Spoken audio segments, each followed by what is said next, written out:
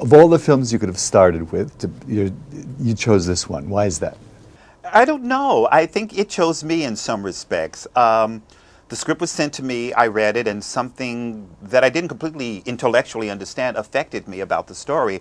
And then as I started working on the movie, it became clear to me that I was really intrigued by the aspect of the story that you can find yourself in your 40s and 50s, and that there is an act two. There's a second chance for you to redefine your life and to experience it in a new and astonishing way. And also, I think I was really affected by the idea of how loss can transform you, and that how through the process of grieving, you can rediscover who you are and shed things that need to be shed and grow.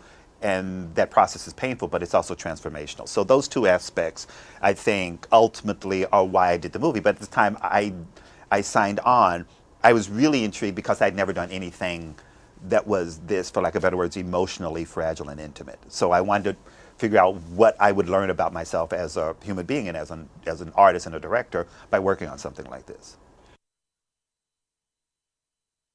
Tell us about the casting process. How did you go about casting these two wonderful actors? Well, they were cast before me, so you should ask them how they feel about having me as a director. So they were involved from the very beginning, and I was really thrilled about that because in addition to having the oft-spoke of charisma and chemistry, they're both wonderful actors, but also on film, despite their attractiveness and their charisma, they come across as human beings.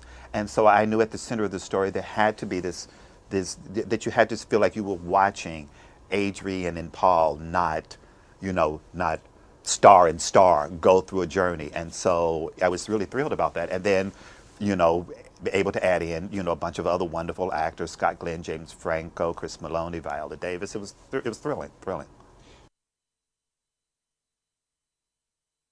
What is it about Diane Lane and Richard Gere? What is that special thing about them? I think as actors they have tremendous trust. I think they know each other very well. They like each other very well, very much so that therefore when they're working together, it's only the work. It's only the work. They're not navigating these precarious sort of dynamics that can frequently inform, relationships on film, so that therefore they can just go for it. They can go for it in a unguarded way because the trust is there, and also they have this spark between them that is just there, and I think it's very compelling, and it invites the audience into the journey. It invites the audience, and there are certain kinds of, for lack of a better word, stars where their appeal is distancing. And I think with Richard and Diane, their appeal, it sucks you in, it draws you in to what these characters are going through, which is a wonderful quality in a movie like this, where you are watching these people sort of transform in a moment-to-moment, very subtle way. When you're working with the actors, I mean, you're coming from stage. It's a very different animal. How do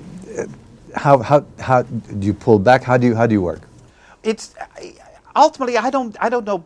For me, it's not that different. I mean, regardless of what the medium is, what you're doing is you're trying to tell a story, and what you're trying to locate is the immediacy and the intimacy of the story. Now, when you're dealing with the theater, there are dynamics that you have to deal with that are strictly external, which have to do with projection and filling up a space, so that therefore the 300 or the 1,200 people who are witnessing that event can be invited into the process. With film, you don't have to do that because the camera is moving in and defining the level of intimacy that an audience is experiencing.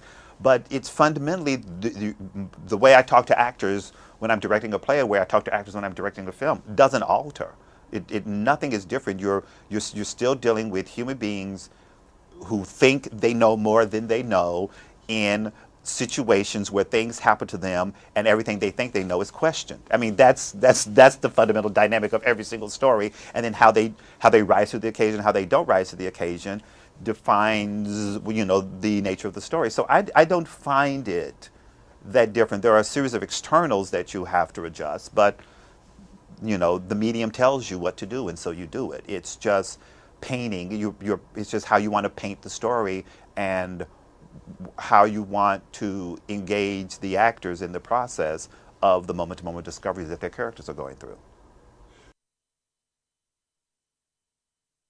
Which would you say was your inspiration when you're working on this one? What film? Or filmmaker?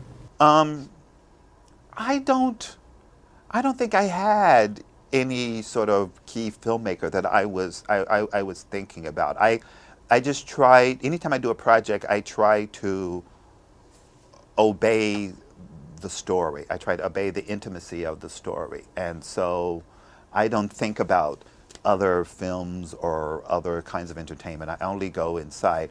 Generally, I respond to music a lot. And somehow Dinah Washington, which ends up being used in the movie, was very important to me. And so I respond much more to sounds when I'm thinking about a movie.